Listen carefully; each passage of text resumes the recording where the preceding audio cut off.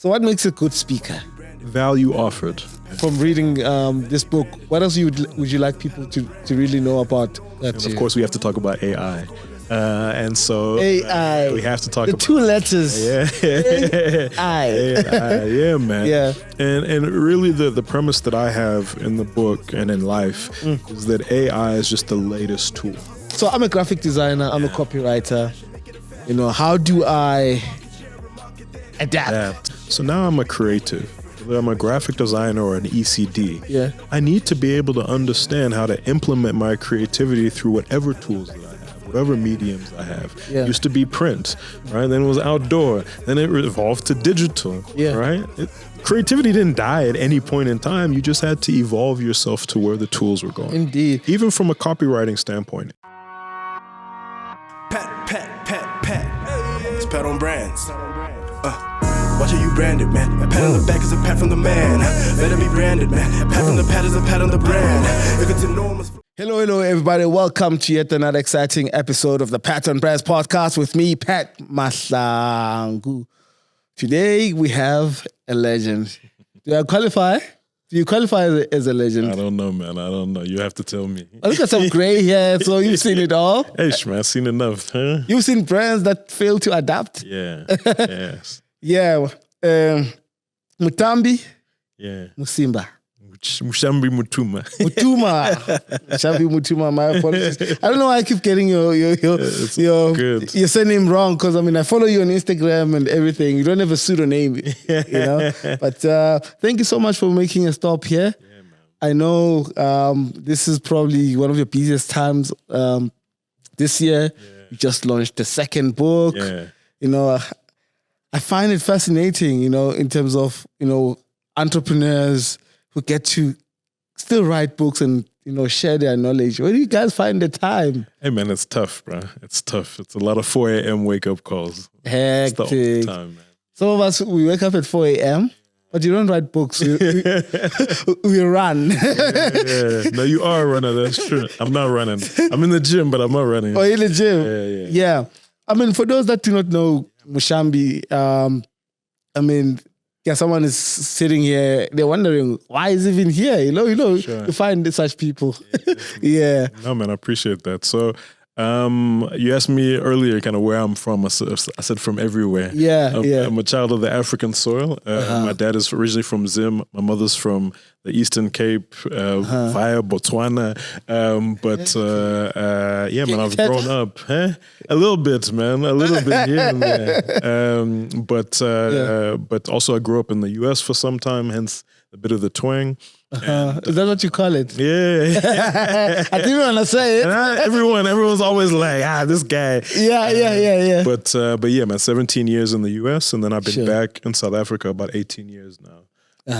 And I kind of ventured, man, between entrepreneurship, as you know, running an agency and a digital studio for a long time, and then dabbling into some consulting and some investment, and now really full-time in the speaking space and the author space, advisory space.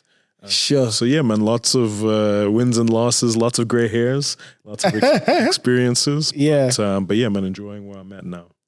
Amazing. I think more than anything, right, from an entrepreneurship perspective, and I think true to the title of your book, you know, you've always been doing stuff and moving around, adapting, you know, changing environment. So would you say, because, like you say, you've lived everywhere, is that where you got to become this chameleon, you know, that adapts to... That's actually a really good question, man. Environment. Actually, I hadn't thought about that aspect of it, but I think, you're right, is that being all over the world and being in lots of different environments, you have no choice but to kind of keep evolving.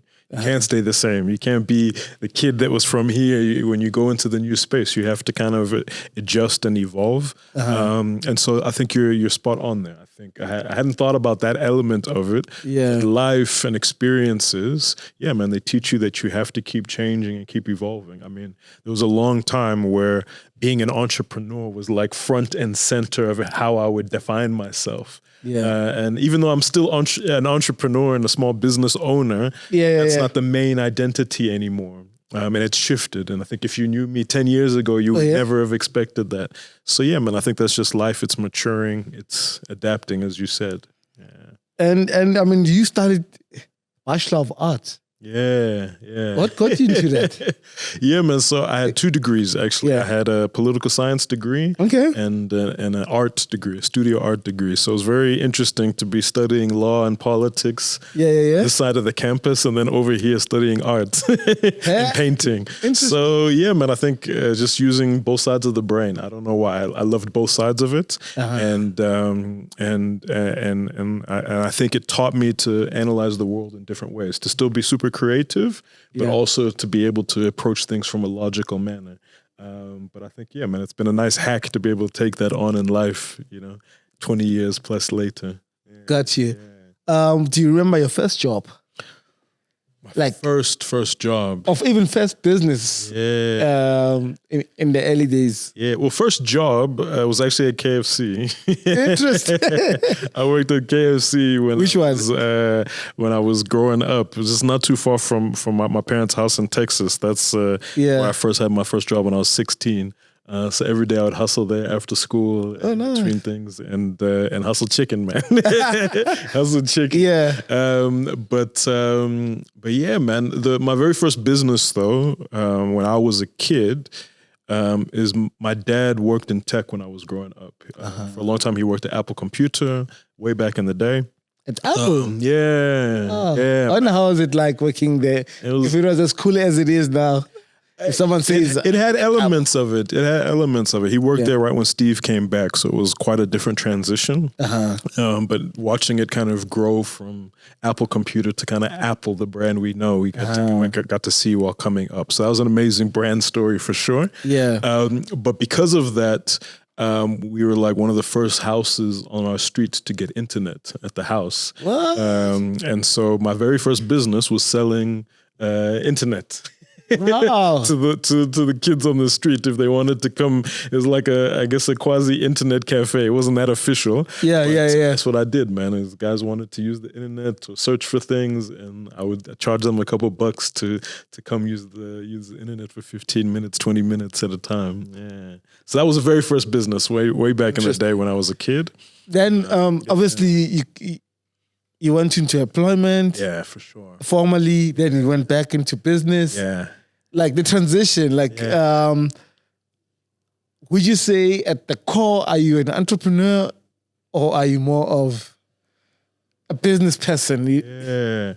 So I'd say I'm definitely an entrepreneur. I don't make a very good employee. I don't make a very good employee. I don't listen to the rules. I do things my way. I'm still going to be successful, but I'm going to do it my way. And I think that's why I've always kind of butt heads. So I'd say at my core, I'm definitely an entrepreneur. I love building things. I love selling. I love telling stories. Got you. And that's what's always kind of inspired me. But yeah, man. So I guess the first real business that actually took off was a business called Altivex, and it was kind of a full service creative agency, but also a digital product lab. So we spent our time back from 2010 building our products. We used to build apps. We used to build e-commerce websites. Back when that didn't happen, or no one was doing that, and no one believed in it, and thought, devices, iPads, applications, no one's going to have these things. And we're like, no, man, we're pushing. And so that's where we started out, literally with a couple of friends around my kitchen table. Yeah. And then we built that business up to probably a team of 30 at our peak. Sure. I mean, an agency with 30 people, it means you're pumping. We were trying, man. And obviously you go through the peaks and troughs, but really proud of what we were able to build there, both kind of from a creative side as well as from like a tangible digital product side, to be able to say, like, there's banking apps, there's websites, there's e-commerce platforms that we built that we're proud of, that we contributed to. And man, it's been an amazing journey of being able to go through that.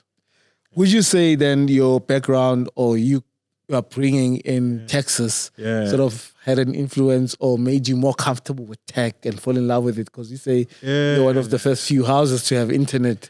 Definitely, street. man. I think so, and kudos to my father, especially for that, because he's always kind of been in tech himself. Yeah. From early on in his life. So I think he passed on that love for tinkering and for computers and just exploring.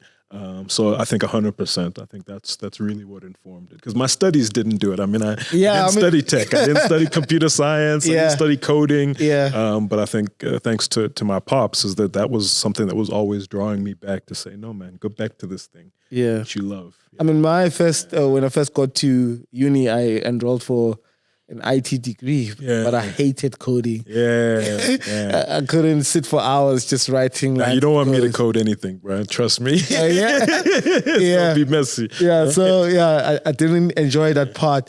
But then again, I mean, I'm more curious about this Texas thing because you were one of the first few houses to get internet, meaning that internet was still new, right? And oftentimes, when we talk about where we find ourselves now, particularly with AI, people often draw that comparison, to say that what AI is today is what the internet used to be then. Yeah, for sure. I mean, for someone who's seen it, earlier on, would you say? No, it's true, man. And I think it's the privilege of our age, right? Is that, our particular generation has seen life before the internet, seen early internet, seen the dial-up and waiting for that, all the way to kind of worldwide penetration, to social media taking off. Yeah. I remember when you used to be on Twitter and you would say good morning and people would be like, good morning. Right? It was like a literal check-in. Exactly. You reply to every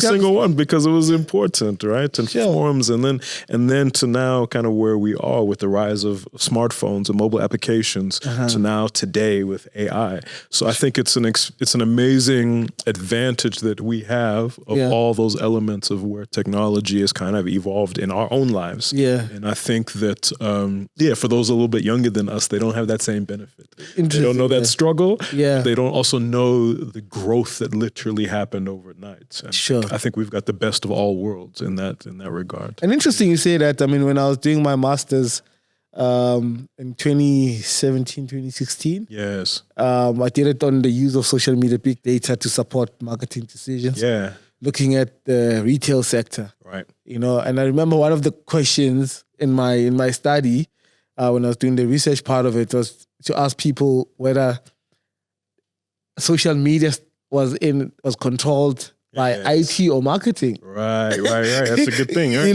It's where does digital sit? Yeah, because it's a digital, like you put it. Yeah. And today it's a no-brainer that it must sit in marketing. Yeah, that's true. That's why now you find also some marketing departments have data analysts. Yeah, it's true. That sit with them. Yeah. No, it's a good point. And I think that's even the evolution of marketing, is that marketing and the CMO and the CIO actually have to sit quite close together. Sure. And the chief growth officer, it's all kind of interlinked in order, because you need the data, you need the tech to tell those stories and to amplify messages. So it's spot on. It's a great idea for another master's degree. Indeed. Yeah, man, or a book. People have been asking me, Pat, when I'm writing a book, I'm like, the story still need to be solid, Now you've got them. So you wrote your first book in 2019, or you published your first book in 2019. Yeah. The tech adjacent. Yeah. Fast forward, how many years later now? It's too many. Too many according to my publisher. We are now here, the Adaptability Code. Yeah. But I just want to ask, before we get into this one, because I'm super excited about, what you have to share, this particular book. But let's remind people what the tech adjacent is and how does it sort of link. It's a really good point. So the premise back then, and I think it still holds true now, is that tech is impossible to keep up with. It's moving too fast, right? Every day it's changing, it's evolving. And so you can't keep up with it. You try to, you write a case study today about technology, tomorrow it's obsolete. And so the thought was, so you can't keep up with it, but you also can't afford to get left behind. You can't just put your head in the sand and ignore where it's going, right? So I said, you have to be adjacent. You have to be close to. You have to be next to tech. And so that book was really about understanding how technology works, its history, particularly in the African sense, because I think we oftentimes, whenever we tell stories of technology, we go to Silicon Valley, we go to Tel Aviv, we go to Singapore, we go to everywhere else, but we don't tell our own stories. And so it was really important to me in that book to tell a bunch of stories. Every single case study I had in that book was an African case study, right? To tell us, like, we own the tech narrative. We own Wakanda-like technology, right? It's real. And so it was understanding where tech is, how to predict it, and then what its role is in your life. And the basic role of tech in your life is to make things easier, better, and faster.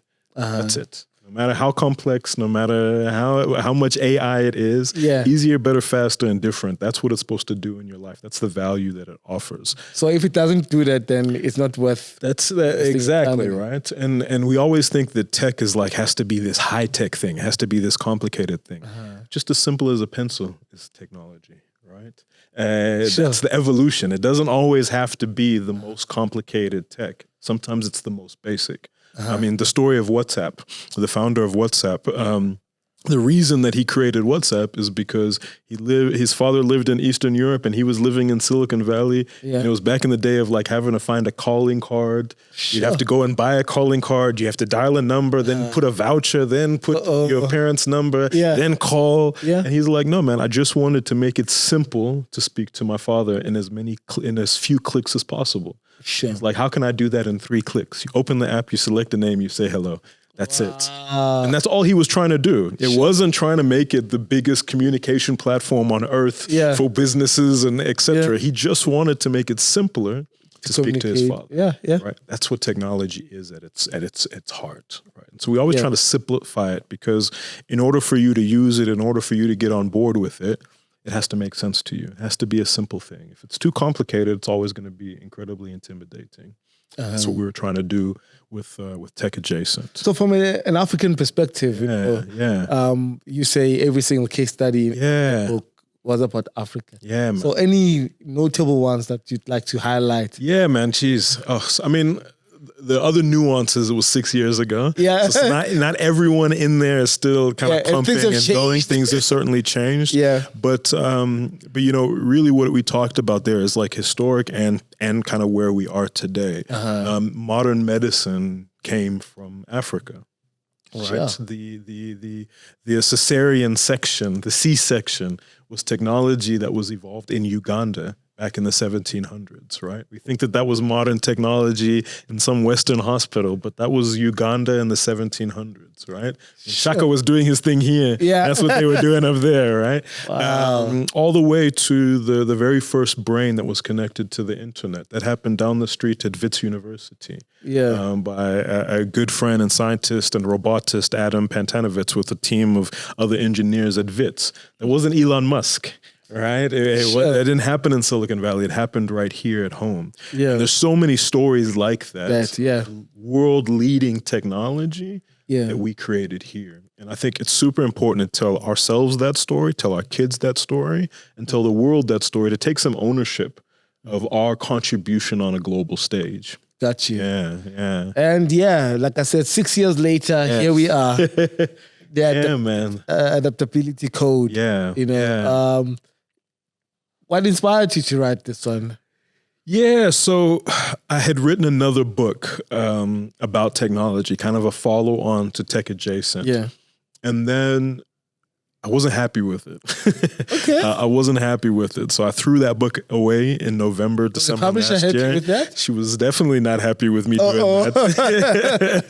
Of course, right? But it just didn't feel like it landed. It felt like the world doesn't need another take on technology. Right? We certainly don't need another case study, because if it was moving fast in 2019, it's moving at hyper speed today. Indeed. Right? So I thought, man, this isn't it doesn't matter. Like people don't need another textbook about what is happening with tech. They know. They're seeing it every day.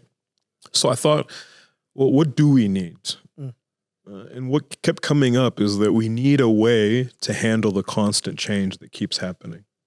How do I equip people? How do I equip young people or executives when we're living in a world that every single day things are evolving? Every single day new brands are launching, new brands are being threatened. Technology is replacing certain brands and certain skills.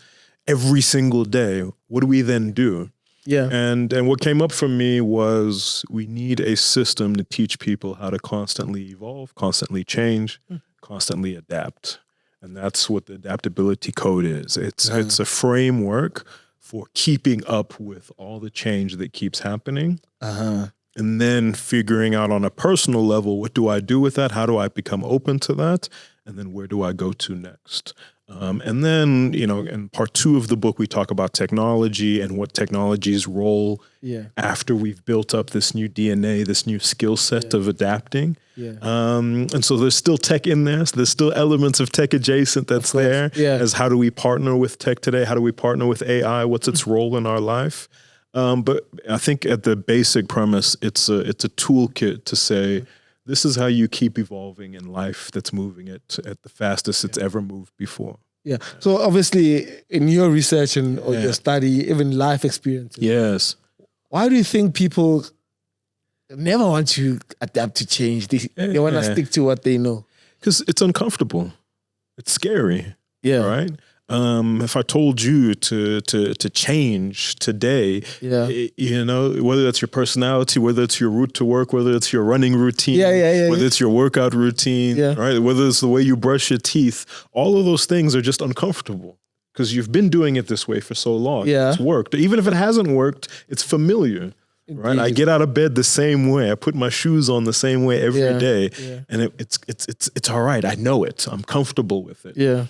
Change is uncomfortable. It's unknown. It's like, I don't know what's going to happen next. I don't know how that's going to feel. I don't know what that's going to do to me.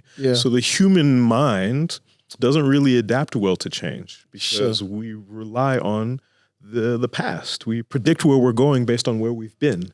So that's essentially a model that we kind of have to keep breaking because the world around us is changing so much. So if you're still staying the same, you're actually threatening your own evolution and survival. And so that's why we have to push people outside of that box and push them into the uncomfortable. Because if we don't, especially now more than ever, there's a real risk. Interesting you say that because I've just started learning how to swim. I love it. At my big age. And boy, oh boy, it's uncomfortable. Of course, right? It's hard. It's just tough. Having to kick and move my arms. It's new movements that you've never done breathe before. At the same time. That's it. It's true. It's super uncomfortable. But I guess obviously I know why I'm doing it because I want to do Ironman. See. And that's the only thing that's standing between. I can cycle, I can run fast. But I can't. You're not alone, my brother. There's many people watching this show right now that also can't swim. I can survive in the water. Oh, That's what I can do. So where did you land swimming in Texas? Yeah, back in the day. But I wasn't a great swimmer even back then. So Ducky will be a Ducky, so don't worry. Okay, cool, man. So in terms of, the code. Yes. You spoke about the framework. Yeah. Do you want to sort of touch on, without giving away too much, because people still need to get this go code. and copy it. Yeah, man. So I think the thing to talk about in the book is a new DNA, right? Recoding yourself, right? How you think, how you walk, how you lead, and how you move. And there's a couple different things that inform adaptability. We talk about in the book. The first one is foresight, the ability to kind of be able to look around the corner, to always be looking ahead to what's happening. Because sometimes as humans, we're always just thinking about right now, this quarter, this financial year, this month, this next invoice. But adaptability pushes us to think ahead. So foresight is key. The next one is resilience. Oof. Right? Just being able to take the knocks. We were talking earlier about entrepreneurship. And the tough life that it is. But it requires resilience, right? Change, being okay with change requires that toughness and a thick skin. Because if you're always running away from difficulty and for the new thing, then you're never going to grow and you're never going to adapt. The next one is curiosity. right? Is being able to ask better questions, to always be wondering why is that happening? What kind of plant is that? You know, why did Pat pick this setup? You know, what are other brands doing, even completely out of my sector? Because that pushes you to always think beyond, right? And then the fourth one, I just want to double click on curiosity, because I mean it's quite an important one for me, and you know, I get to obviously employ a lot of young people. Yeah, for sure.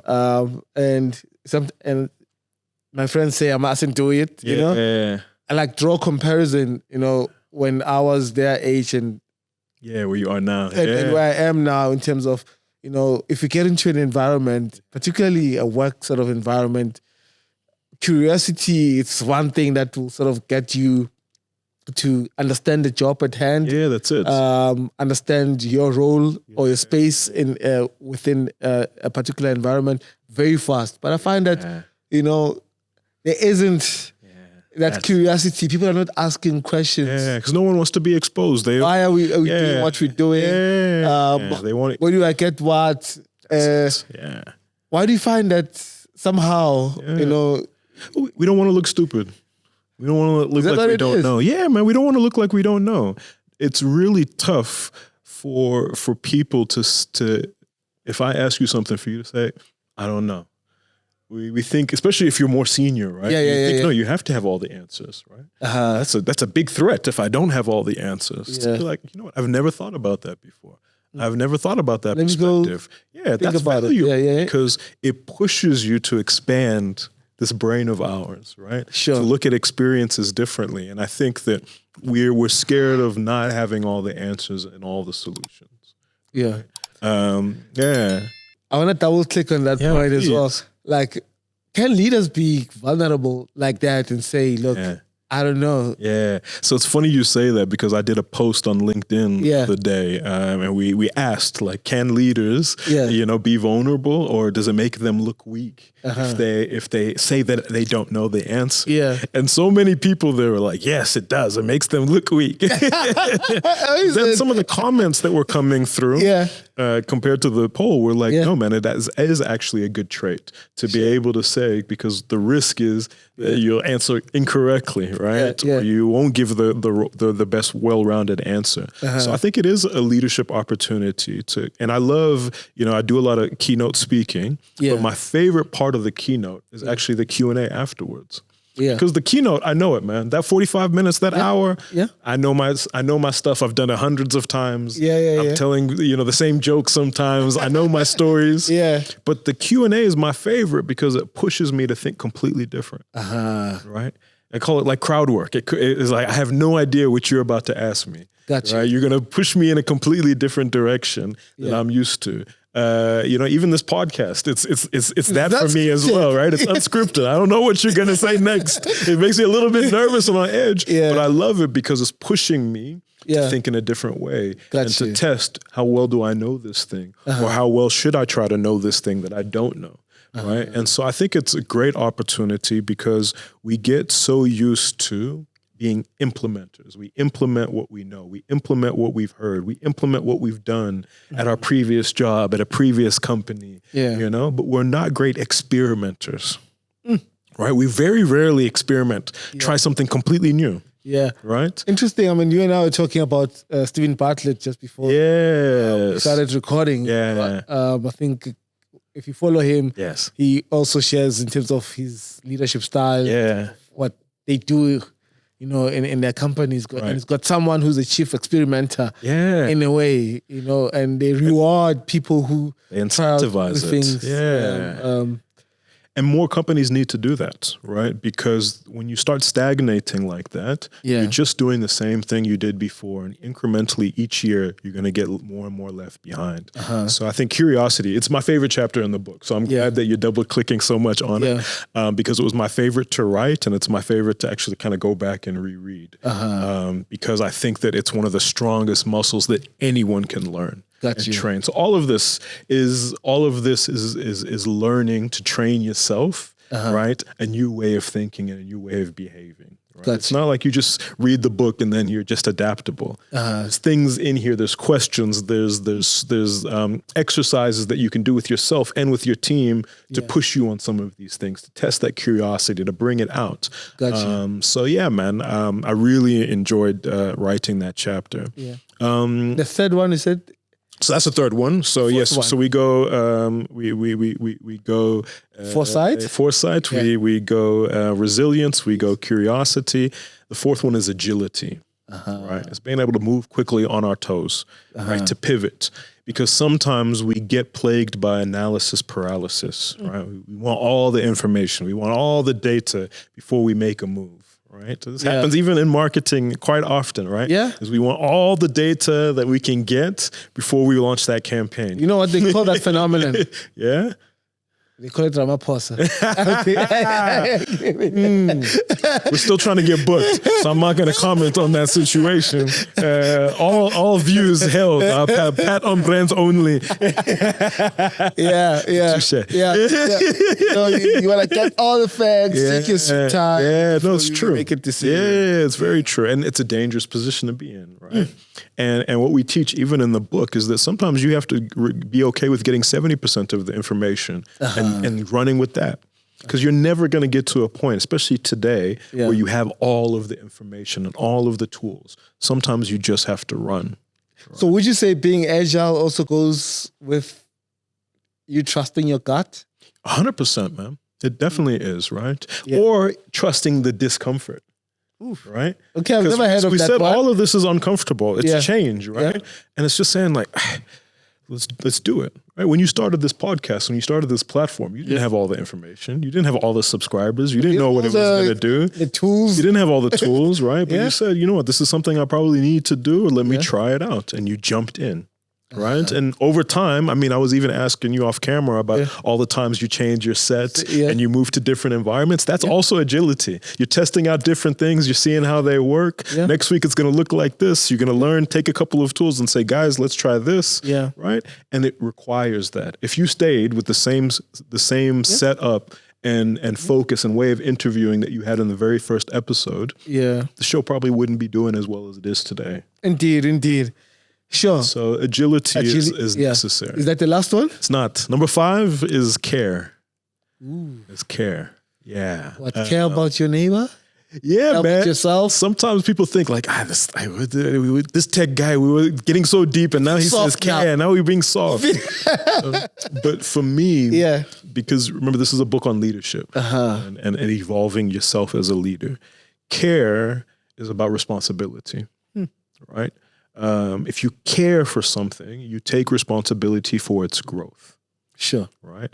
And before I thought empathy, and it didn't really land well with me. That felt a little bit too kumbaya, feelings. Yeah. I was like, care means, Pat, I want you to grow. So let me take you on this journey of growth. Let me equip you with the tools that you need, the data that you need. And I think even this platform is a platform of care. You're giving access to people with people and stories and brands that they wouldn't never normally have access to. I think it's also a form of care. And the reason care is so important is because we're living in a world where everyone is so worried about being disrupted, worried about their jobs being replaced, worrying about this taking over, this, and this. So we have to come back and say, you know what? Yes, things are evolving. Yes, things are changing, but let's go on that journey together. Right? And so that's why care was a super important chapter. At first, I wasn't going to include it, but I thought, you know what? We have to round this thing out and still stay human. At the end of the day. Yeah. And I think care does that. Yeah. So, I mean, the framework, I think if you all apply it somehow, we'll be able to progress in life, right? That's it. Then I want us to get to the sort of more practical stuff. Yeah, for sure. You know, or what I want to say, some case studies, you know, of particularly brands that failed, you know, at adapting. Yeah. You know, oftentimes, I mean, we had... there's a famous meme going around of the Nokia, the then Nokia CEO, you know, said, we didn't do anything wrong. Yeah. But yet we still lost. That's it. You know, I just want us How's that for a perspective, eh? Yeah. But I think it's so apt that's what he said. And a lot of leaders have felt like that because they're feeling like, no, man, we did everything right. Or we didn't do anything wrong, rather, right? Yeah. And it's like, by not doing anything wrong, you're actually not growing, you're not evolving, you're not changing, you're not adapting. Because if you stay the same, everything else is just moving at light speed, so you're going to get left behind. Yeah. So we talk about that. So each of the chapters, each of the elements of the book, we talk about people that are doing it wrong and people that are doing it right. And I think there's so many stories. People often go to the tried and true and say Blockbuster was replaced by Netflix. But the Blockbuster one kills me. I mean, the story is very fascinating. Yeah. You know, I'm not sure if you know, the guys at Netflix actually went on. Netflix went on to knock on Blockbusters asking for investment. Yeah. And they were laughed off. Yeah. Said, but this happens all the time. Happened with Netflix as well. Yeah. I mean, it happened with Nokia as well. It happened with Google and Yahoo. Same thing happened. The Google guys went to Yahoo and said, hey, man, put in. Yeah, and they could have got it at a nice discount, and they didn't. And then, eventually Google ended up acquiring part of Yahoo. So the tables turn. Sure. But I think the story in that isn't just that... Blockbuster saw Netflix and they came to them. Yeah. The reality is, in a lot of environments, you know where the next change is coming from, but you ignore it or you undervalue it. Sure. Right? You're like, it's going to be nothing. Or you think you have time. Yeah. It's like, we'll wait a little bit longer. Yeah. The reality now is that you don't. Right. But most organizations, if you walk into most organizations, you ask them, what's wrong here? What are we not doing correctly? 9 times out of 10, they'll tell you exactly what it is. Yeah. They still won't do anything about it. Sure. But they often know, right? The Blockbuster guys, they knew. They definitely knew what they were not doing, right? The big four banks knew that they were not taking care of mass market and why Capitec started to rise. They knew exactly, just didn't do anything about it. They didn't think it was meaningful enough. They didn't think that, investing in ATMs across the country for mass market made a lot of sense. Having branches exactly. far-flung in townships, they're like, that's risky, right? Yeah. And then what happened? They got their cheese eaten by the small guy who's now the big guy, right? But they did know that there was a market opportunity. Yeah, and I mean it's interesting you citing Capitec. I'm not sure how closely you follow them, but it's really fascinating. I know some of my sponsors and my other properties. They'll be like, but I mean, like for example, a friend of mine was telling me that he recently opened a business bank account. Yes. In the comfort of his living room. Yeah. Everything was done. Yeah. On his laptop. That's it. On his phone. Yeah. Took a selfie. Yeah. Signed digitally. Yes. And now, a couple of days gets probably a POS device. He gets that. Yeah. Also, he gets a bank card without having to set foot in a branch. Yeah. It's a beautiful experience, right? And that's the transition of not only knowing what things are doing, but listening to your customers. With my bank, they can't help me without having my ID. Yeah. Yet they have those fingerprints. They have all the data. They have all the information. But that's a perfect example, right? If you think about the modern day banking experience, and this goes for any bank, even the most innovative, is that they know how much you spend. They know how much your car is, your bond is, your rent is. They know where you spend your money.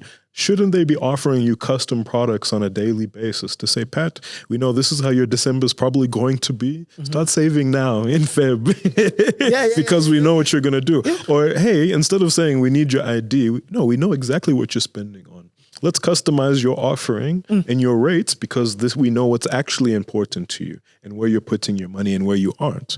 There's so much data that sits that they're not using, right? And that's foresight. That's curiosity, right? That's all of those things. And you'd find that many of these platforms... Just to add on this example, and he says, a day after opening the account, he gets a call from the banker asking him just to understand his business and what he does and how they can best support him. They even offered him an overdraft on the spot to say, let's check now if you qualify for an overdraft. Yeah, where some of us we still don't know our private banker's name, though they gave us that card. It's insane. It's true. Yeah, but that's evolving, right? That's understanding your customer. Yeah. That's why they're making leaps and bounds that they are. And so again, it's also about experimenting. It's around pushing those boundaries a little bit further. They started with mass markets, and now they're leaning into the same data into small business, and they're winning. You know, so it's more proof that we talk about in the book. Is that what got you here? No matter how successful, no matter how big, no matter how much money, no matter how many years you've been in business, isn't what's going to get you to that next level. Sure. Right? Is that what you call the Ice King? Yeah, it's the Ice King principle. Yeah, man. So the very quick story there is one of my favorite stories of disruption is actually the spice trade. It was a business that was over 4,000 years old, but in 20 years got disrupted by ice because people thought for a long time that spices preserved food. But it doesn't. It just makes bad food taste better, right? So this global economy, right, was actually disrupted within 20 years by ice. And Frederick Tudor, this man from Boston, Massachusetts, started shipping ice all across the world, did a great job of preserving food. So billion-dollar business disrupted in 20 years, way before Netflix, way before Blockbuster, everybody else, Kodak, Nokia, and the like. And then a couple of years later, the Ice King himself was disrupted by the ice box trade, where people started putting ice boxes. They would come with a big hook and a block of ice, put it into your house, right?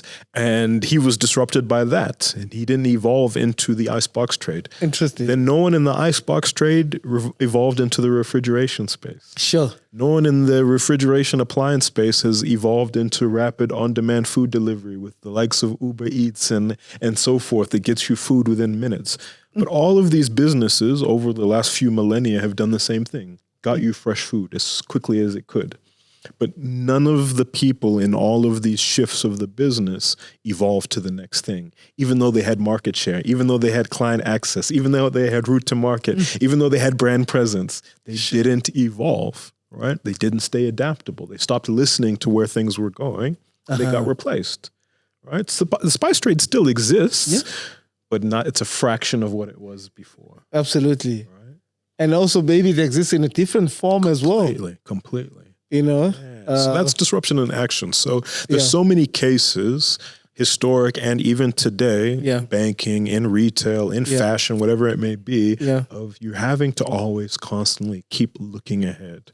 The moment that you get stagnant, you're going to get left behind.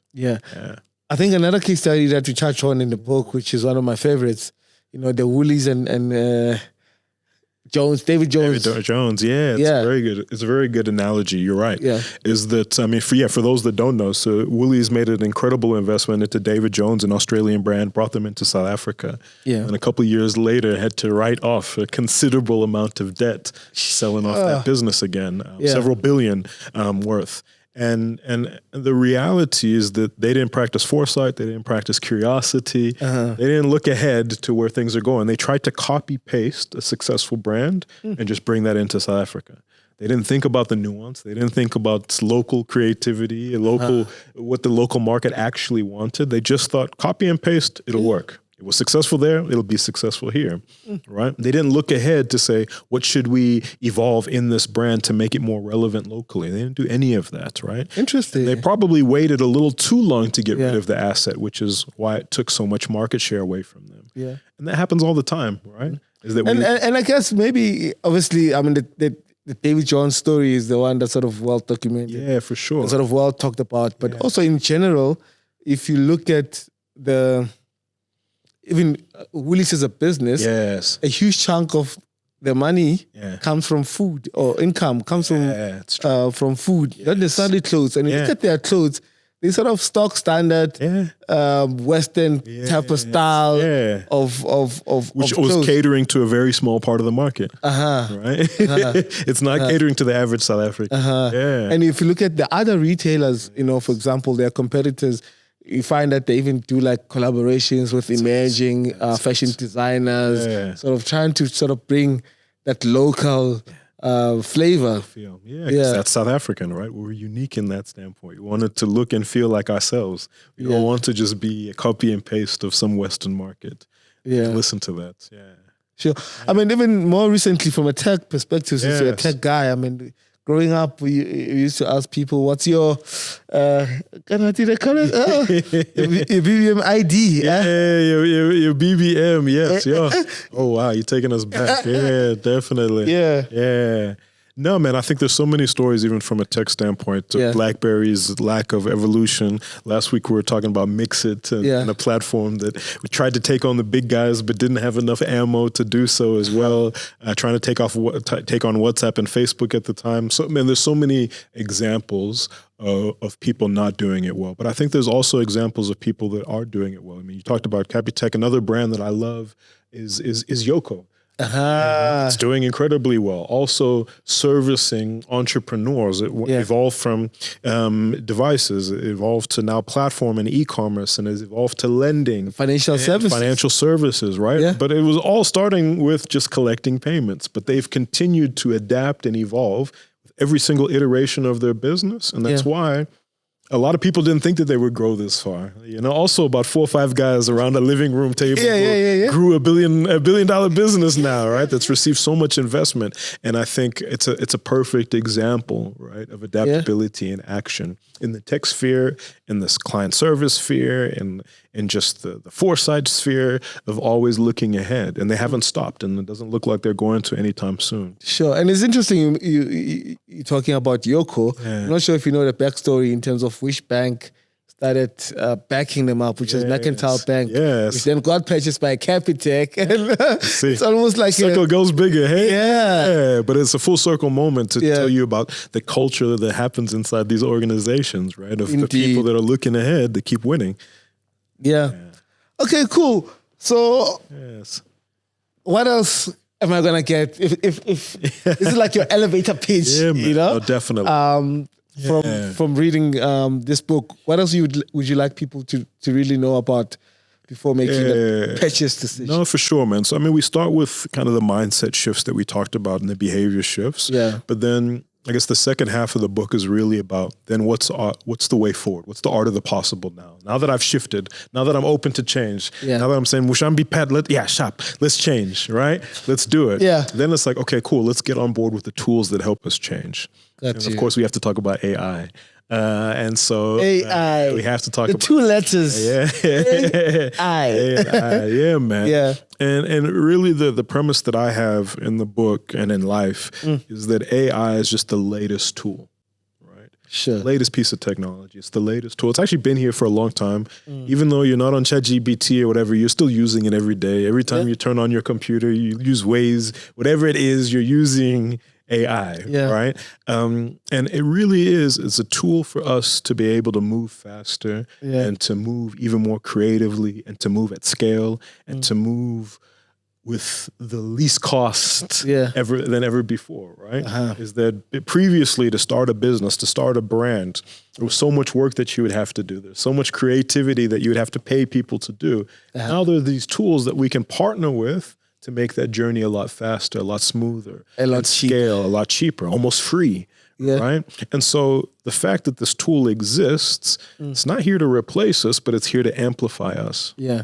And that's what we talk about, is that how do you use this tool in partnership, right? Sure. How do you get on board with it? How do you use it as Tony Stark would use his Iron Man costume, right? He's still in charge of that costume. He still gets in it and flies it, but this tool makes him a superhero.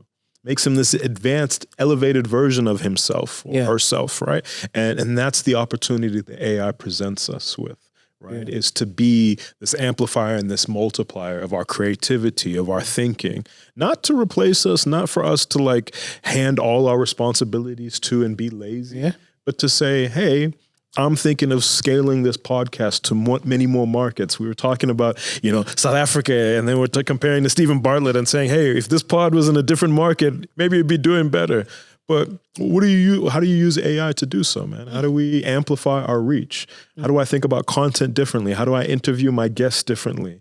right? Learn more about them using the tools that are at hand. How do I take all the data that I'm getting on a daily basis about performance, about drop-off rates, about the episode's 50 minutes, but for some reason at minute 22, every time people leave, why, right? Yeah. It's using the tools to assess all of that to make yourself better, smarter, faster, and to evolve.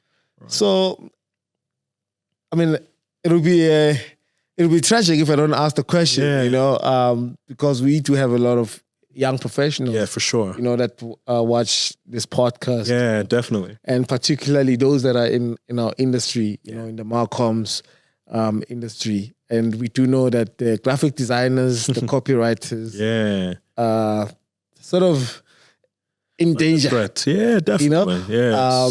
So I'm a graphic designer. I'm a copywriter. You know, how do I adapt? Yeah, man. You know, to AI. It's a very good point. But I think if you take it like 10 years back, 15 years back, maybe even longer, think about the first graphic designers, and then think about when Photoshop came.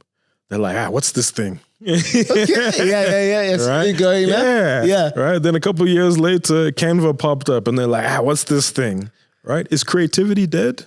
No. Is creativity going to be replaced? Sure. No. But the tools that we use to achieve our creativity will always exist. Yeah. So now I'm a creative, whether I'm a graphic designer or an ECD. Yeah. I need to be able to understand how to implement my creativity through whatever tools that I have, whatever mediums I have. Yeah. It used to be print, right? Then it was outdoor. Then it evolved to digital, right? Creativity didn't die at any point in time. You just had to evolve yourself to where the tools were going. Indeed. Even from a copywriting standpoint, is creative writing dead? No. But then if you're a writer and a writer, you're always going to be able to prompt and speak to this tool much better than I could, right? Because you're going to give it context. You're going to give it more life. You're going to give it more angles than I would. I'm just going to say, write me a byline that's 50 words that's engaging for LinkedIn. Shot.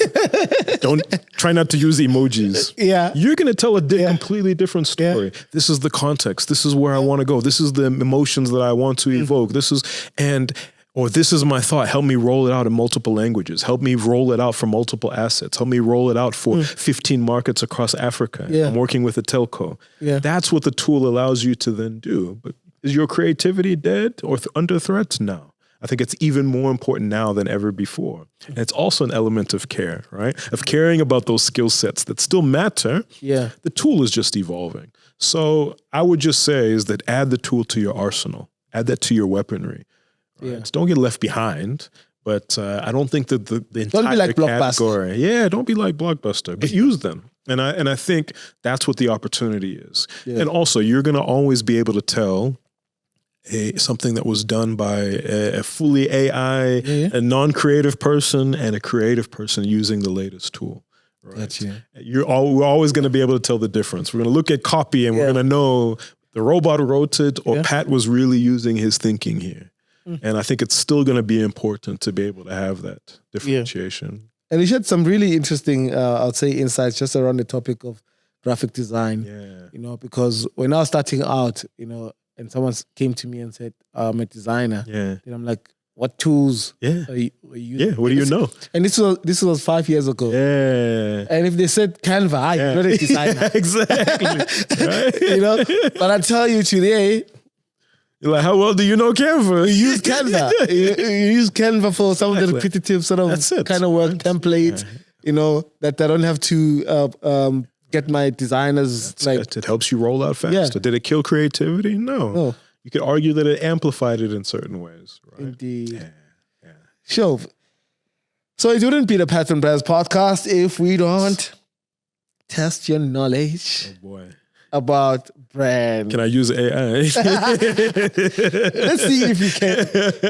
AI will serve you in this one. All right. Let's do it. Because I heard that at some point you're going to have some implants, you know, that'll go. Yes, there's newer implants. And it'll just tell you, you know, to say, this is the answer. This is the answer. Yeah, I'm not ready for that yet. But let's see how. Who am I calling now? Actually, I'm calling Lunga by mistake. That was the last person I spoke to. let's see how current you are. Okay. You know? You saw these gray hairs though, my guy. Let's do it. Let's see, now she's calling me back.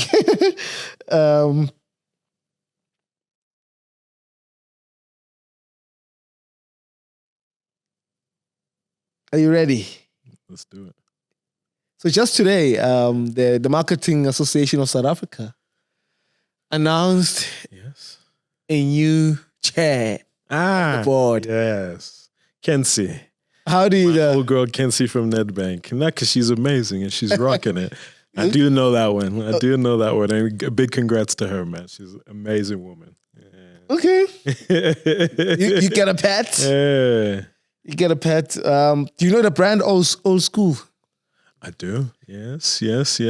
Which car brand did they recently partner up with? Oh, I saw this post on Instagram. If you follow certain brands, you know about these things. Was it VW? Nope. I'll give you. Let me be kind. Let me give you 3 options. Okay. All right. Please. Cherry. Yes. Toyota. Yeah. Or BMW. I'm gonna go with Toyota. And that's a good guess. Yeah. You get a pat. Okay, cool. I'll take it. Okay, so it's 2 out of 5. 2 out of 5. All right, let's go. Let's go. You're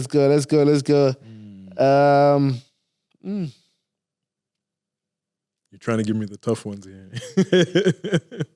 Yeah. Which South African actress and TV producer and philanthropist is the returning brand ambassador for Levi? 501. Nomzamo. Ooh. Okay, how do you know that one? No. We know that she's the Levi's lady. We know. Okay. So you are on the pulse. I'm trying, man. You are on the pulse. Yes. Let's see if you know this. Since you said you got roots from Eastern Cape. Shame.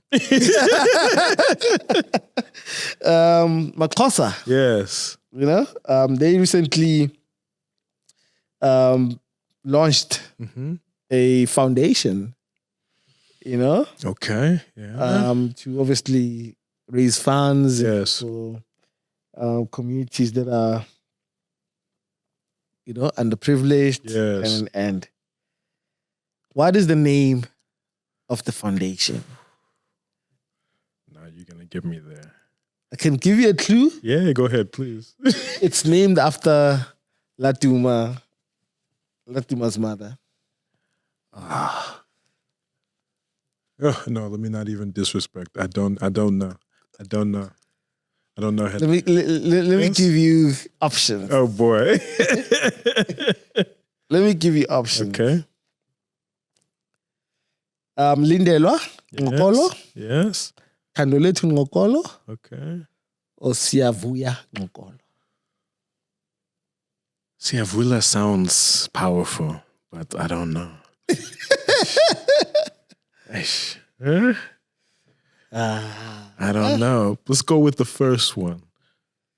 And that's a good guess. Yo, you get a pat. I'm gonna take it. Oh yeah, it is Lindelwa Foundation. Nice one. Yeah, man. That's why you're good at this guessing thing. Eh? Hey man, we're trying, bro. All right. Last one. Yeah, you had me sweating over here, man. Under this hot light. Sorry, man.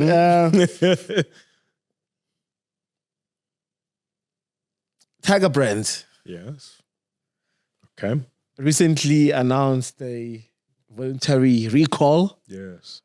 Of snap. A certain brand. Oh no, Pat. What is the name of that brand?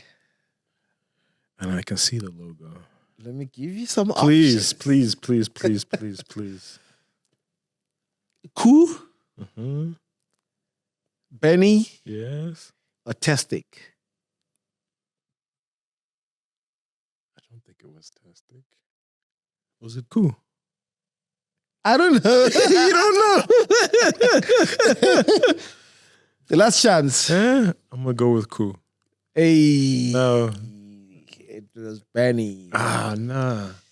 Okay. Benny. 4 for 5. Yeah. I did all right. Well, it did well. Well done. You're a good sport. Thank you for entertaining me. Brother. Yeah, man. Any parting shots? You know, how can people, number one, where can people get the book? Anywhere, man. Any bookstore, anywhere near you. Exclusive books, Amazon, Take a Lot, anywhere. My own website, mushambimutuma.com. You can get it anywhere books are sold, man. So they must get the book. I hope we told a good story about it today. But I think for me, the parting shot is that now more than ever, our constant evolution is a requirement for not only success, but for survival. So, yeah, man, don't buy it, but don't come to me when you get left behind. Gotcha. Then lastly, where can people catch you speaking? At a corporate coming near you. Okay. No, man, we got a nice booked and busy calendar, but a lot of my gigs are probably more corporate gigs, so they're internal. But we try to post regularly when we're doing some more public opportunities. Where do you post? So I think the best places to reach us there are on LinkedIn and Instagram to see where we'll be speaking next and to see if you can pull through. Okay, cool. Yeah, man. I'm going to throw in a last question. Yeah, please. So what makes a good speaker? What makes a good speaker? Since you're a pro, and some of us are trying to find our feet in the space.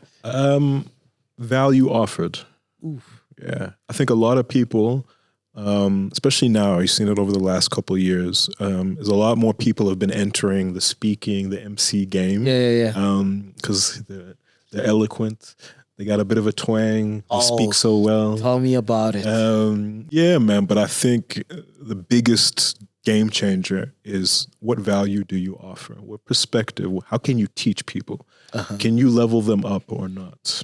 And that's what separates the good speakers to the great speakers is value delivered. And that's what I try to do, is make sure that whatever stage it is, big or small, that we deliver value, that people can meaningfully go from here to there after we're done. And I think that's the benchmark. I mean, I think if this episode is anything to go by, I learned a ton, so you added value here. Thank you. Thank you so much for making a stop and really, being generous with your knowledge and wisdom. And good luck with the book. Thanks, my brother. I appreciate it. I hope it'll be a #1 seller. Yeah, that's the hope, man. That's the hope. So get out there and grab a copy. Much appreciated for the platform and incredibly proud of what you've built out, my brother. Thank you so much. I really appreciate it. If you found this podcast or episode valuable, please like, subscribe, share. We also want to unlock that monetization. I'm kidding. All right, everybody. For me, Pat Mahlangu, ngithi inakhailale. Pat. It's Pat on Brands. Watch how you branded, man. A pat on the back is a pat from the man. Let it be branded, man. A pat from the pat is a pat on the brand. If it's enormous.